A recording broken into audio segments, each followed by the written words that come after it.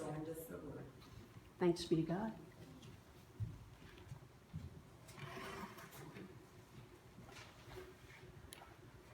The first story that ever really touched my heart was The Wizard of Oz. The song, Somewhere Over the Rainbow, which takes place early in the film, caught my imagination. And I will readily admit I was afraid to go up in a hot air balloon then, and I'm still not really fond of the idea now. But the idea of an adventure in a new land where dreams came true seemed pretty amazing. And I still love stories about adventure and possibilities. They help me to dream about a day of going on adventures and claiming possibilities. I remember going to the movies to see the movie Old Yeller. It was a Saturday afternoon and I was too little, I guess, to go by myself, and my older sister Gail had to take me. She was not pleased. But I loved the movie. I loved the dog, Old Yeller, until the moment he got rabies and his boy had to kill him. In that moment, I cried, I wept, and I looked over and my sister was just going, oh, rolling her eyes at me, but I couldn't help it. That dog's death touched me, and to this day, I can't even stand to think about animals being hurt. That commercial with the dogs and the cats in the pound, oh my gosh, I have to change channels. Stories have the power to touch our hearts and to challenge our minds in incredibly powerful ways. Stories have been known to drive people to go to war. Stories have united people behind a cause. Stories cause us to laugh and to cry and to think. Stories have the power, by the grace of God, to change our lives. And when we share our stories, we have the opportunity to share an experience that might actually change someone else's life. That's the story in Luke's Gospel this morning. It's a story about a life-changing encounter with Jesus. As we heard, Jesus crossed the Sea of Galilee from the Jewish to the Roman side of the water. And as he stepped out onto dry land, a man filled with demons came to meet him. Now, in the 21st century, we've tried to figure out over and over and over what they meant by demons in the first century. And we've said, well, we've got medications for this, for that, and the other thing. But I think the easiest way, for me anyway, to think about what demons are is to think about them as the personification of evil. Demons are evil coming to life in us and through us. And in this case, the demons had affected the man's speech, they had affected his behavior, they had affected his ability to live a life in the midst of other people. And apparently, as soon as Jesus stepped out of the boat, he tried to cure the man of his demons. He tried to cast the demons away from him because the man fell on the ground and the demons begged Jesus not to torment them. The demons begged Jesus not to send them back into the abyss. And as far as I can tell, the abyss is a bottomless recycling pit where demons are sent until they can wait for their turn to come back and create chaos again. Well, these demons liked being out of the bottomless recycling pit and didn't want to go back to wait to be recycled. So Jesus gave the demons permission to enter a large herd of nearby pigs. Since pigs were considered unclean by observant Jews, including Jesus, he readily agreed that the demons could go there, and so the pigs were filled with the demons and ran down the hill to drown to death in the Sea of Galilee. Well, as Romans and idol worshippers, the local population was not at all familiar with the idea of a Messiah, of a person sent from God to deliver the good news of God, sent from a loving God to redeem them. They were accustomed to having idols, gods, and goddesses who either gave them favors or more often tormented their lives. So they didn't understand who or what Jesus was. In fact, they kind of regarded him as a magician, not a very nice magician. And so for them, Jesus was a worker of black magic designed to harm people. And the only way they could understand the loss of their herd of pigs, the loss of a significant chunk of their income, was to think of Jesus as a magician.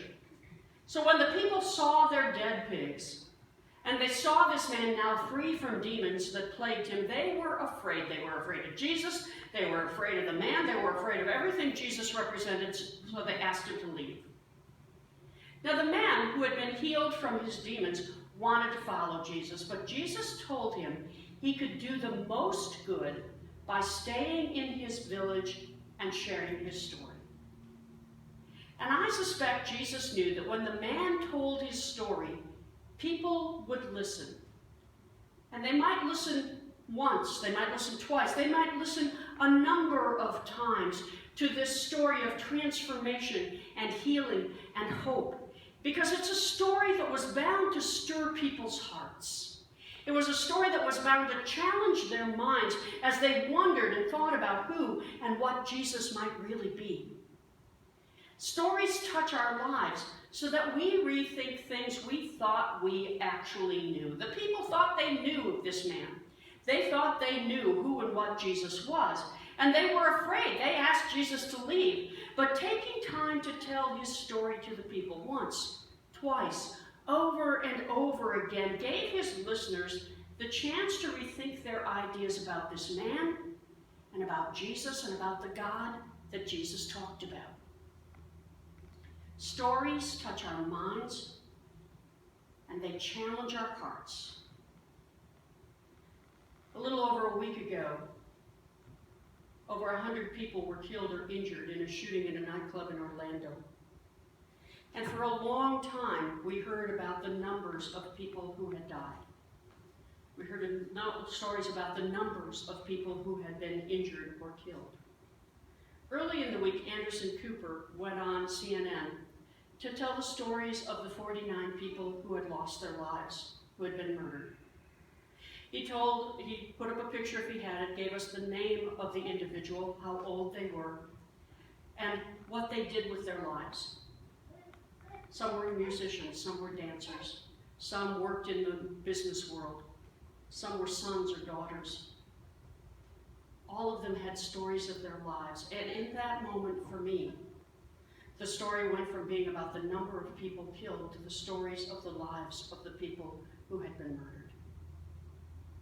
Telling a story changes how we think about something.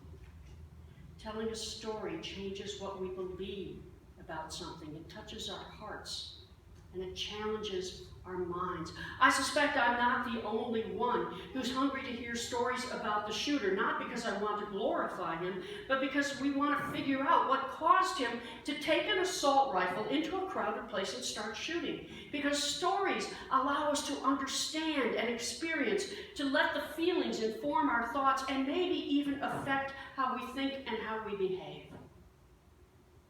Jesus told the man to tell his story of meeting Jesus, about being healed, about finding new life through the power of Jesus. And Jesus told the man to stay in town and tell those stories because chances are he wasn't the only one in that city who had problems.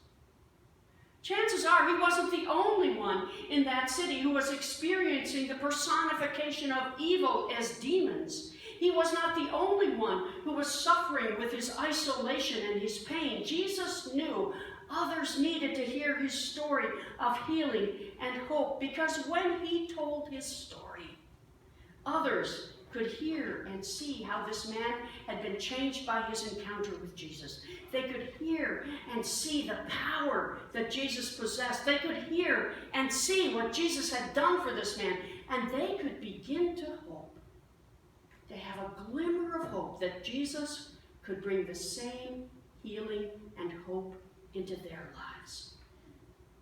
And that is the power of stories. When we tell our stories, others can relate to our experiences. When we tell our stories about what God has done for us, others can begin to hope that God can do the same thing for them. When we hear people's stories, we are touched by reality, by sincerity, by possibilities. The man shared his story, and by the grace of God, lives were changed. Now, most of us are not called to the role of pastor. Most of us are not expected to go through the 27 steps, otherwise known as hoops, you jump through in order to be ordained as an elder or a deacon. We may not be called to be pastors, but let's face it, friends, we are all called to be storytellers. We are called to tell the story about how God changed and how God changes our lives. We can tell someone exactly what we believe about our faith. We can spell out point by point by point by point what it is we believe. We can open up our systematic theology textbooks